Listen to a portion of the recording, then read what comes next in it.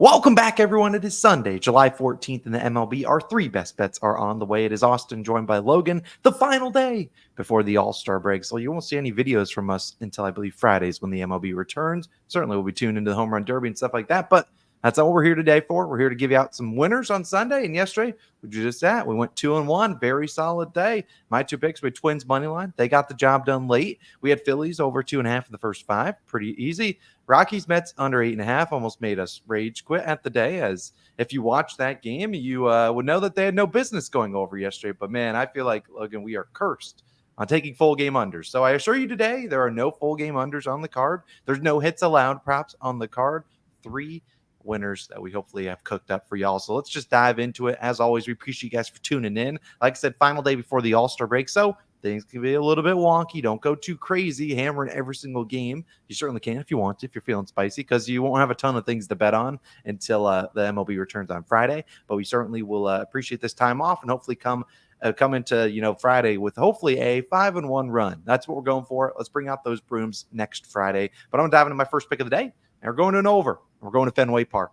I like Royals and Red Sox over 9.5 runs, minus 114 on FanDuel. Now, if this bumps up to 10, which wouldn't shock me, honestly, I still like it there. Obviously, you have some push potential, and I don't personally want to take push potential at 10. I mean, no, I like the 9.5. If it goes up there, you can maybe lay a little bit of juice or figure out what you're going to do. But I really like this one. I like both teams to score some runs. Now, if you've betting the over so far in the series, well, you're 0-2, as you saw 2 games that were non-competitive. One, you saw the Royals win, 6-1, and then yesterday, Red Sox won 5-0. Today, I like both offenses to show up, and I'll talk about why. Now, let's talk about Brian Bayo, who will start for the Red Sox today. Now, Bayo was pretty good the last year, but this year it's been anything but good. It has not been too solid. 5.4 ERA and a 1.49 whip. And when he's getting guys on base, not really getting the timely outs. 290 batting average with runners in scoring position, 263 with 2 outs. So not getting those timely outs. And that's kind of where over-unders get decided. I mean, guys get on base.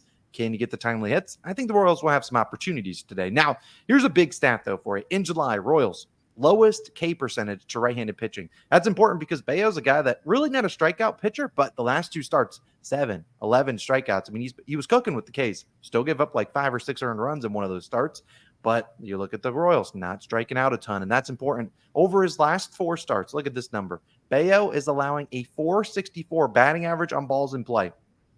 That's not good. I don't know how to tell you that. Last 4 starts, he's getting rocked when people are putting the ball in play, and that's what the Royals are doing. They're putting the ball in play. This is a guy that throws heavy sinker, 50-ish% sinker, a pitch that a lot of the Royals hitters do really well against. I believe his other pitchers are like a changeup and a slider, so no four-seamer coming their way. So they can sit off speed, and if he misses location, and it's a sinker that doesn't sink, and it's in the hanging meatball, I'm pretty confident that the Royals will be able to do something with it. So I like the Royals to put up some runs today. And I'll talk about the Red Sox bullpen in a second. However, we can't have just a one-sided affair. I don't see the Royals putting up 10. They will never do that for me. Knock on wood. Maybe they will, but probably not. We need some runs from the Red Sox, too, as they go up against Brady Singer. Now, you look at Singer's stats, 2.93 ERA and a 1.17 whip. Very, very good numbers. What he's been really good at, though, this season is getting the timely outs, which obviously we don't want him to get today.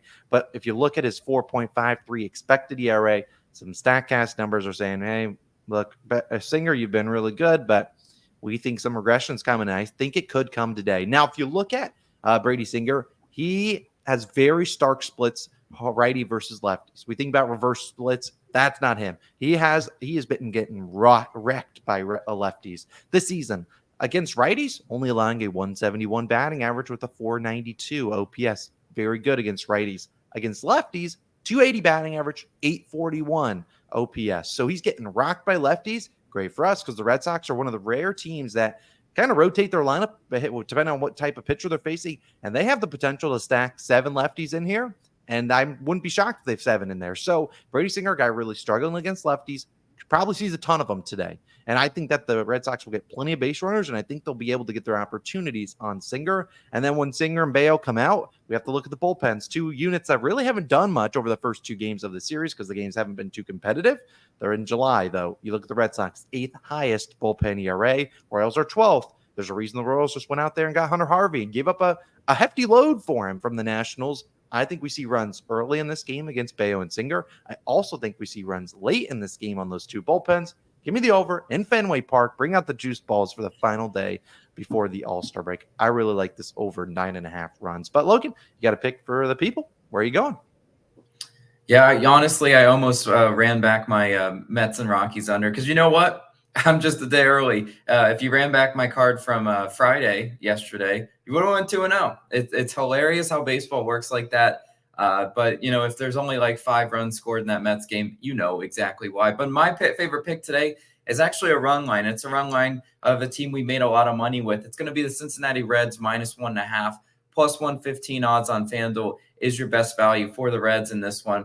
Yes, I'm laying the Reds on the run line. They have to win by 2 or more. But I really do like the Cincinnati Reds. As I mentioned, they made us a lot of money throughout the first half of the season. They've been actually one of the very, very few teams I can count on day in and day out when I like their spot. And I like their matchup today. They've won 3 in a row, and they look for a sweep of the Marlins in this one.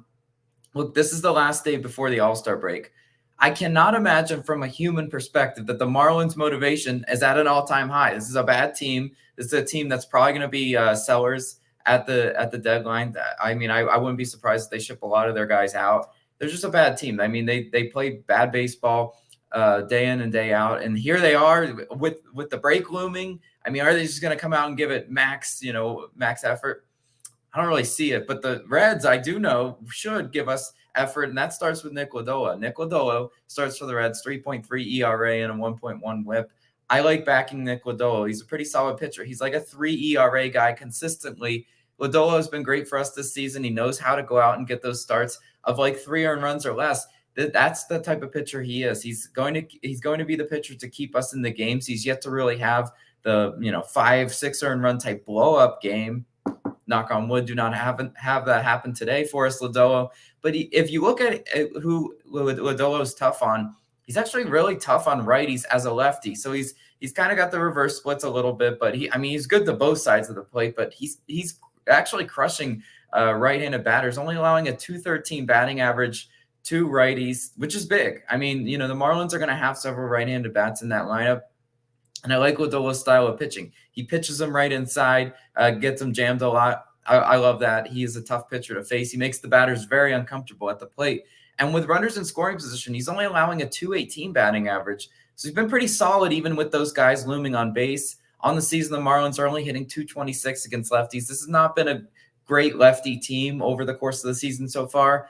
I really do like Lodolo's matchup today. I think he goes out and absolutely deals. And on the other side, to cover the run line, we're going to need some runs. They should come for against Trevor Rogers starting for the Marlins today. And Trevor Rogers is getting hit by both sides of the plate. .285 batting average to righties, .275 batting average allowed to lefties. So look at that. I mean, right-handed batters are crushing Trevor Rogers, and they will have plenty of righties in the lineup today. They should have plenty of righties. Rogers is allowing a .282 batting average with runners in scoring position. And with men on, he's allowing a .286 batting average. These are important stats because, the Reds are a good team at getting on base. The question mark is always, can they get those guys home? Well, Trevor Rogers is very uncomfortable with guys on base, and that's what we want to see in this one.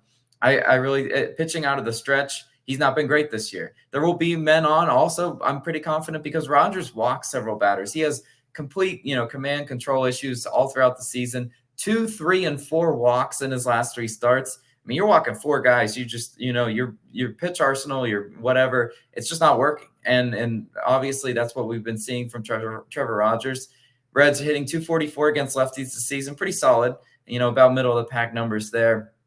But what I really like about the Cincinnati Reds team recently is they are hitting for power right now. I mean, holy crap. I didn't know the Reds could do this, but you had Hines, De La Cruz, Candelario, Steer, Espinal. They all homered yesterday. Well, I want to talk about Rhys Hines. I mean, he's just amazing, right? Where the heck do the Reds pull these guys? These just power hitting bats out of nowhere. I did not see Rhys Hines being this good coming, but I mean, you want to take him for a home run today? Be my guest. He is absolutely seeing beach balls at the plate right now. Hopefully he is able to do that against Trevor Rogers once again today. And Trevor Rogers, I mentioned, so obviously the Reds are hitting for power. Rogers has been good in his last 2 starts, not allowing a home run. But you look at the prior 6 games, he allowed a home run in 5 of those 6 games. So he does make a lot of mistakes. It's up to the Reds to be able to capitalize on that and put them in the seats. I do really like Reds playing at home in a hitter-friendly ballpark. Great American Ballpark. It's what they do. They score there. And then we look at the bullpens. Marlins, 15th in bullpen ERA. Reds, 6th in bullpen ERA. The Reds score late and stretch the lead most of their wins. I really like the Reds because even, when they're approaching the 7th and 8th inning, they're not one of those teams to really let off the gas. That's actually when they score a lot of their bulk of their runs. They stretch the lead, and that's what's important to cover the run line. And their bullpen should be able to hold that cover run that we need. Obviously, you got to win by 2 or more. I like the Reds bullpen a lot more than I like the Marlins bullpen. Give me the Reds laying the -1.5 on the run line. I love it for the plus value we're getting. But Austin, you have a third pick. Where are you going for it? For our final pick before the All-Star break, as a side note, love the Reds -1.5. They're going to get the job done today. I really like this pick. We're going to a player prop. Now, I caution people to bet player props a ton on the final day, but that is because if you're taking like pitcher prop strikeout overs and things like that, you really don't know the length or leash that you're going to see on a starting pitcher. For this guy, I don't mind if he gets taken out early because it's Ben Lively. The Cleveland Guardians under 2.5 earned runs, -115 on DraftKings. Now, like I said, final day of the All-Star break, you don't have to rest into your bullpen guys because, well, unless maybe pitching in the All-Star game, it's not like they have to pitch for several more days. So if Ben Lively runs into some trouble early, it's not like they're going to trot him out there for another inning because they got their bullpen ready to go when they need to, especially if this game is a tight one, which given how the series has gone against the Rays, it's been pretty tight and neck and neck. Now, I like Ben Lively here. Now, and look at him on the year, 3.59 ERA and a 1.19 whip. I mean, he's steady Yeti type guy. I mean, he has gone over in 2 straight starts. Last start, 6 earned runs to the Tigers, so expecting to bounce back after that. Previous start, gave up 3 to the White Sox. You might be looking at that and be like, dang, 3 to the White Sox. Yeah, it was a brutal one. It feels like I took it then because he gave up a 2-run blast on a second-to-last batter in the 6th inning. So, look, this guy in Lively, is he going to strike out a ton of guys? No, but I think he can get that weak contact that the Rays are certainly capable of doing. And we've talked about the Rays before. Against lefties, the team is just cooking. Against righties, I've been struggling, man. The righties so far in July, Rays batting just 217, the 3rd lowest batting average versus right-handed pitching. Now, versus righties also, they have the highest walk rate, which honestly, if they want to go out there and draw some walks, let 2 outs, go for it, because walks don't kill us today. Obviously, they're not ideal. We'd rather no base runners, but if you're going to run up Ben Lively's pitch count, that doesn't hurt us at all. I mean, we're talking about if we only get, 5 innings out of Ben Lively, less time he's out there, the less sweat we're hopefully in, because he could go out there, throw 5 scoreless, and next thing you know, he just implodes in the 6th inning. But if we're running up the pitch count, that's fine. And additionally, like I said, the Rays have been struggling against righties and struggling with runners in scoring position. In July, Rays are batting 144, dead last in the majors with runners in scoring position. So even when they're getting those guys on base, they aren't getting those hits. We saw Marcus Stroman pitch against them. They got the hits against Marcus Stroman, but when he got into his jams, he was able to get out of them. And I think Lively will be able to do just that. I mean, look at him. He's allowing about a 236 batting average with runners in scoring position, 217 with 2 outs. So not terrible numbers there. The Rays' first 5 team total, very juiced. Juiced on the under at 2.5. It's like +120, +130 on the over. So, and I don't think Lively goes further than 5, maybe into the 6, because his outs line is 15.5 or 16.5.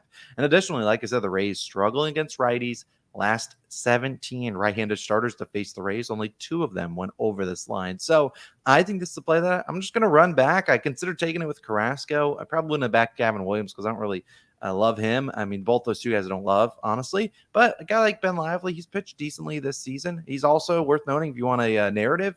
He's a Pensacola native, so he's from Florida. Hasn't really pitched in Florida in a long time. And also I'm in Pensacola right now. So maybe it just feels right there. So I think Ben gets locked in, gets some decent outs here. And I think he can force this Rays team, which has been struggling with runners in scoring position, struggling against righties. Combine those 2 things. I think Ben Lively can do his job. We're not asking him to pitch a shutout, but he could go out there, give up 1 or 2 earned runs. And I think we got a winner there. So that's our third and final pick of the day. And that's going to wrap it up. Got nothing else to offer to y'all. You guys have a wonderful Sunday, and we will see you guys back again on Friday with some more picks. I don't think we're going to touch any home run derby stuff or any All-Star game stuff, although Paul Skeens starting the All-Star game is going to be pretty legit stuff. So it should be a cool game to watch, but we don't really want to bet on that. You just never know with the All-Star game, but certainly enjoy it if you're betting on it. Maybe we post some sort of, long shot, same game parlay or something like that, just to have some fun sweating it out. But y'all have a wonderful day, and we'll see you guys back again tomorrow. Well, not tomorrow. We'll see you guys back on Friday with some more picks. Y'all have a great day, and go check out some second channel videos on the screen. Have a great Sunday, and we'll see you guys back again on Friday, hopefully recapping a 3-0 sweep and hopefully dominating the second half of the MLB season. We'll see you guys then. Peace.